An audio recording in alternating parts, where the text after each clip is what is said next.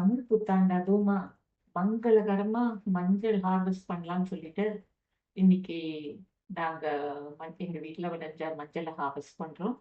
இது போன வருஷம் இந்தியன் ஸ்டோர்ல ஒரு சின்ன மஞ்சள் துண்டு வாங்கிட்டு ஜஸ்ட் விதைச்சு பார்த்தோம் எக்ஸ்பெரிமெண்டலா. ஆனா அது அப்படியே பரவி ஆஹ், நல்ல நிறைய செடி வந்தது. மஞ்சள் செடி பார்க்கறதுக்கே அவ்வளோ அழகா இருக்கும். இந்த மஞ்சளை ஹார்வெஸ்ட் பண்ண மஞ்சளை நல்லா ரோஸ் வச்சு நல்லா வாஷ் பண்ணணும். அதில் அப்படியே நிறைய மண் இருக்கும். எங்களுடைய சிங்கிள் மண் வாஷ் பண்ண பிறகு இந்த மாதிரி இருக்கும். இது அப்படியே எடுத்து கூட நம்ம கொஞ்சம் இதில் கொஞ்சமாக எடுத்து நெக்ஸ்ட் இயருக்கு நடலாம். அதுதான் நாங்கள் இங்கே பண்ணிட்டு இருக்கோம். கொஞ்சமாக எடுத்து நெக்ஸ்ட் இயருக்கு நடுவோம். இப்போ ஏப்ரல் 2025 தமிழ் புத்தாண்டு நாள்.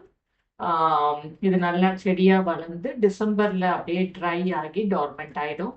நெக்ஸ்ட் ஏப்ரல்ல 2026ல நாங்கள் திரும்பி இந்த மாதிரி ஹார்வெஸ்ட் பண்ணலாம். அது அப்படியே பரவி நிறைய கிழங்கு கிடைக்கும்.